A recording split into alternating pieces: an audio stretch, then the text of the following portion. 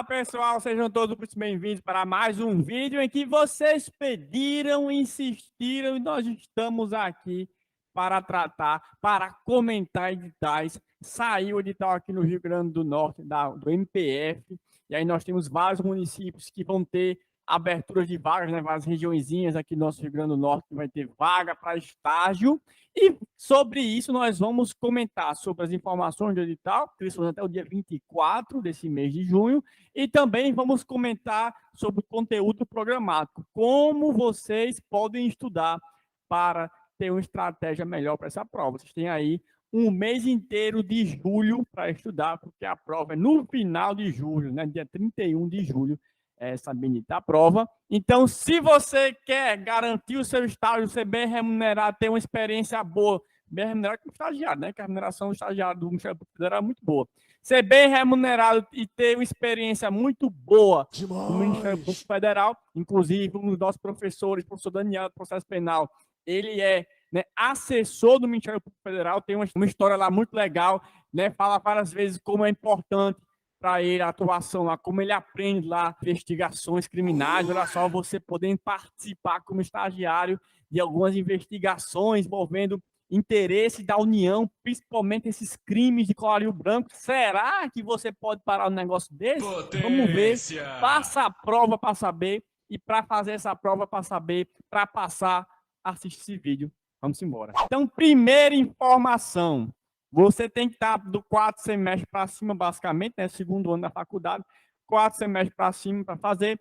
A inscrição é até dia 24. E aí você tem pessoal de Natal, Ceará, Mirim, que é como se fosse um grupo, uma regiãozinha. Mossoró, Açu, PDF, Caicó. E aí, ó, primeiro ponto, nós temos dois tipos de prova. E aí eu quero mostrar algo relevante para vocês que não aconteceu em outros concursos. A prova é dia 31 de julho, pela manhã, de 9 da manhã às 12, né? Chegar lá no local de prova até as 8h45, segundo o edital. Cheguei antes, cheguei 8h20, 8h30, tá certo? Mas qual é a grande questão aqui? É que há uma limitação de vaga para a segunda fase. Então, a primeira fase é uma prova objetiva, são 40 questões objetivas, tá certo? Vocês têm que acertar metade para se classificar. Porém, acertar metade não indica necessariamente que você vai ter a sua prova discursiva corrigida. Por quê? Porque existe limitação de vaga na segunda fase. Então, ó, só vai ter corrigida para quem fizer a prova no núcleo Natal, Ceará, Mirim, 110 pessoas. Mossoró, Açu e Pau dos Ferros, 75, Caicó, 15. O que isso quer dizer? Se, vamos supor, 300 pessoas estão fazendo a prova para o núcleo Natal, Ceará, Mirim. Se 110 pessoas acertaram no mínimo 50, essas 110 passam. Mas, por exemplo, se 150 pessoas acertaram os 50 pontos, né, 50%, acertaram 20 questões da prova. Dessas 150 que se classificaram, as 110 primeiras vão ter a segunda fase corrigida. Vamos para a segunda fase mesmo, vão ter a discursiva corrigida. E aí vem a famosa, né, muito conhecida no mundo do concurso, nota de corte.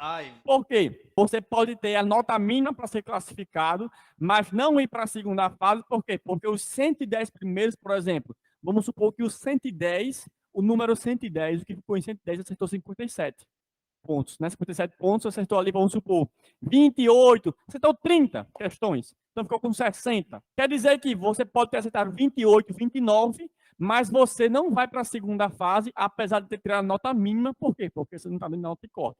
A nota de corte vai ser os 110 primeiros. Se tiver menos de 110 pessoas, todo mundo quer acertar a nota de corte, né? Todo mundo quer acertar a metade, 50%, 20 questões, vai para a segunda fase. Na segunda fase, é uma questão discursiva que você vai ter respondido uma questão só, abarcando o mesmo conteúdo programático da primeira fase, e essa questão vale de 0 a 10, e aí está o ponto. No final, a classificação é feita como? Prova objetiva, peso 1, prova discursiva, peso 2. Então, vamos lá. Se você, são 40 questões, se você acertou, vamos supor, eu falei 30, né? Dá 60 mais 30, 60 não, 30 já é quase 30, 75%, né? Porque 10%, 4, 20%, 8, então 10 acertos correspondem a 25%. Então, se você acertar 30 na prova, você tirou 7,5, para assim dizer. Na prova objetiva, você tirou 40, você acertou 40, tirou 100, né? Tirou 10. Então, você vai fazer na regra de 3. Certo? Então, vamos lá.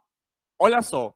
Vamos supor que você acertou o suficiente para tirar 7. Alan, quanto é que seria acertar o suficiente para tirar 7 na prova objetiva? Você faz uma regra de 3. Você bota 40, está para 10, assim como 7 está para, né, 40, aqui, tá X. Aí você faz, ó, 40 vezes 7, tá? 5 vezes 4 dá 20, né? 24, 28. Então, 28 pontos. Se você acertar 28 questões, você tirou 7. Certo? 28 tirou 7. E aí, o que acontece? Sua nota na primeira fase é 7.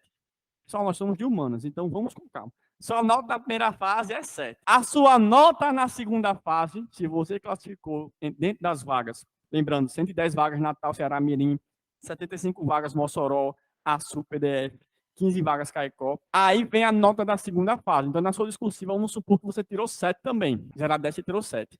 A discursiva tem peso 2. Então, como vai se calcular a sua nota final? 7 da prova objetiva mais 14 da prova discursiva, 21, dividido por 3, 7. Então, sua média final é 7. Alan, por que você está dizendo isso? Por quê? Porque a discursiva tem peso 2 e, se houver empate na nota final, o primeiro critério de desempate é a nota maior na discursiva. O que isso quer dizer? Você tirou 7 na objetiva e 7 na discursiva. Então, você ficou com nota final 7. Vamos supor que eu tirei 5 na objetiva, acertei as 20. E aí eu consegui passar, porque a nota de corte foi 5, certo? Eu consegui passar. Olha só. 5 na objetiva, só que eu tirei 8 na discursiva. 8 mais 8, 16. Mais 5, 21. Dividido por 3, 7. Eu estou empatado com vocês, 7, 7. Porém, a minha nota discursiva é maior, então eu tomo a frente na nota final. Tá certo? Então, na classificação final é feito esse cálculo. E percebam que a nota discursiva acaba valendo mais. Então, você tem que ter uma nota objetiva muito boa para você conseguir estar dentro das vagas. Na segunda etapa, o que vai definir de verdade é essa nota discursiva para vocês. E aí você me pergunta, Alan, e como é que eu vou estudar para essa prova? É isso que eu vou dizer agora. O anexo 5 do edital, ele traz todas as disciplinas, ó, que vão cair. Ó. Vai cair constitucional e tributário. Mas ela não tem tributário aqui, o tópico. Vou te mostrar já já que vai cair tributário. Constitucional, administrativo, tributário, você bota aqui entre aspas.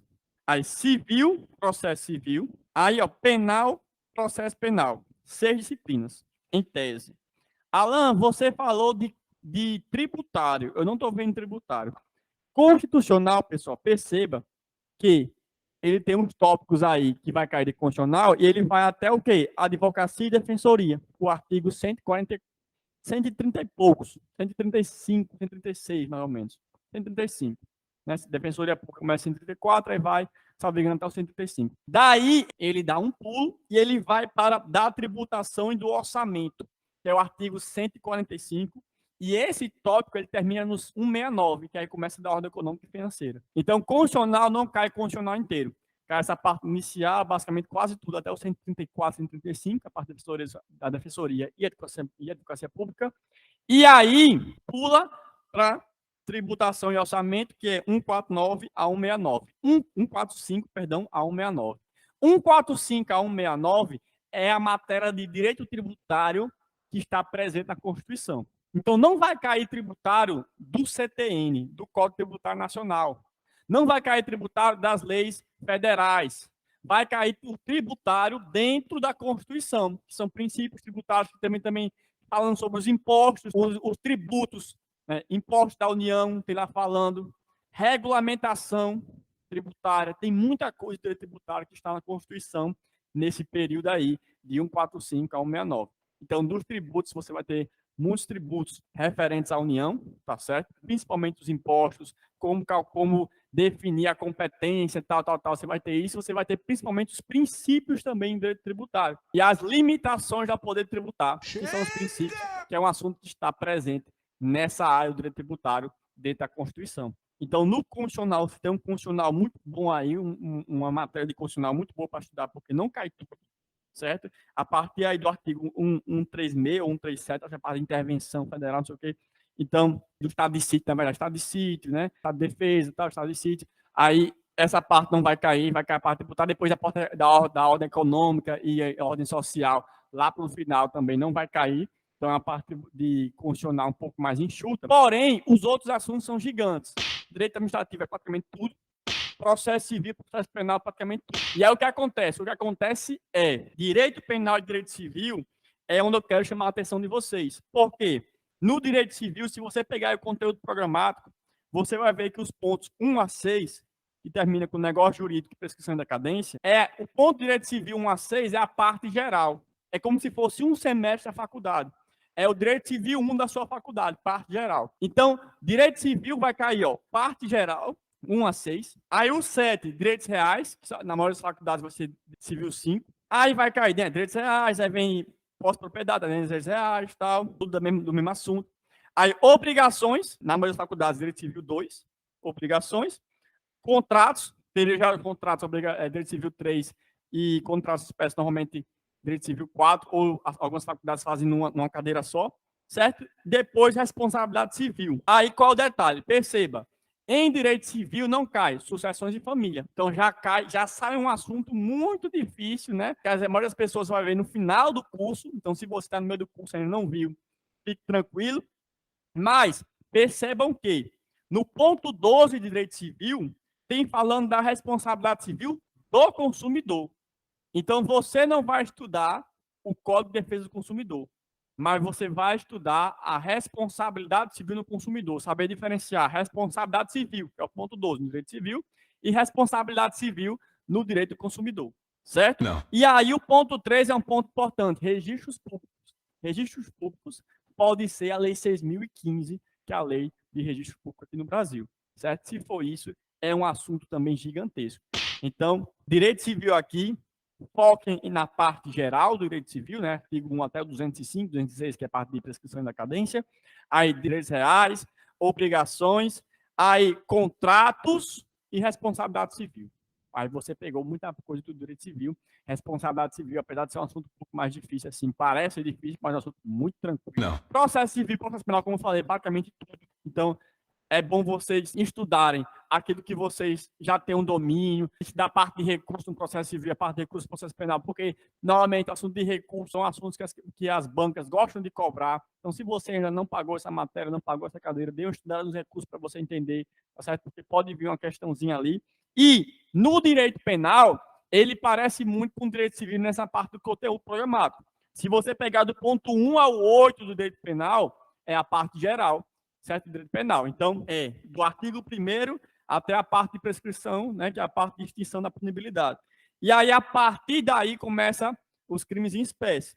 Crimes contra a vida, aí depois crimes contra o patrimônio, né? Então, começa crime contra a vida, 121, artigo 121, que é homicídio, e os decorrentes, né? Ele fala lesão corporal também, tal, crime contra a honra, crime contra a liberdade individual, crime contra o patrimônio, né? Furto, roubo. Aí, crime contra a liberdade sexual, dos crimes sexuais contra vulneráveis, aí a parte de estupro vulnerável, lá do 212, 213, 214. Aí a lei de organização criminosa, e aí ele vai citando os crimes em espécie e as leis espaços que estão fora do Código Penal que podem ser cobrados, tá certo? Então, perceba aqui, eu quero mostrar para vocês, nós temos direito civil e direito penal com conteúdo um pouco mais enxuto, processo civil e processo penal completaço, administrativo completo também, e é basicamente completo. E aí, constitucional, nós temos um trecho importante da Constituição, né? Basicamente metade da Constituição vai cair, e a parte do direito tributário constitucional.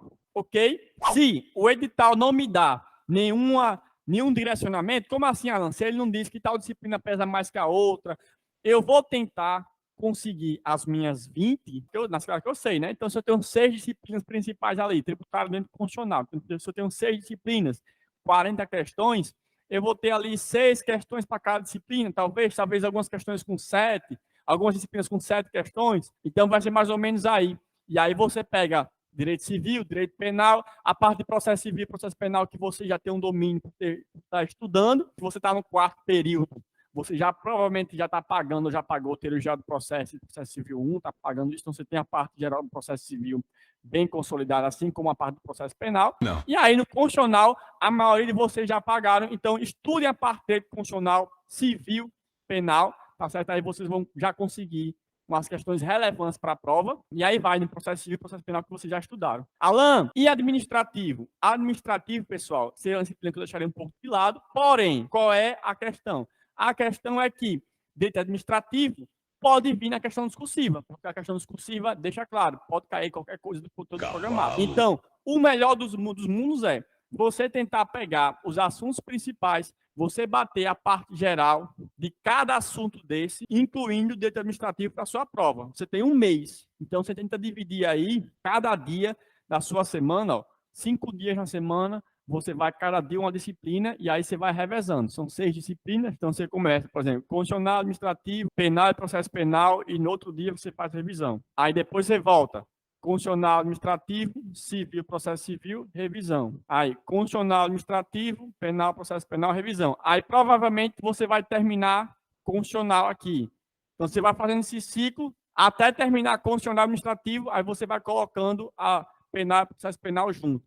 Ok? Por quê? Porque civil e penal, como são menores, você não precisa estar estudando muito. E aí, processo civil e processo penal são disciplinas que vocês já estão pagando mesmo, que normalmente vocês vão ter mais facilidade de responder pelo assunto da faculdade, pelo que vocês estudaram na faculdade, certo? Eu sei que as pessoas têm normalmente uma dificuldade maior em constitucional na faculdade, então estudem constitucional para que vocês peguem questões de constitucional, tá certo? Pode ser o assunto que tem um pouco mais de questões, já porque constitucional também tem tributário. Fazendo toda essa análise, vocês vão conseguindo estudar, montando o cronograma para vocês. E lembrando, dia 31 é a prova. Então, se esforcem, façam um estudo, não vai ser aquela prova tão difícil, e lembrem de no estudo de vocês fazer questões. Tem muitos sites aí, inclusive, por exemplo, que é concursos, ele tem questões de provas de estágio do Brasil todo, inclusive do MPF de outros estados, que vocês podem ter como parâmetro para estudar.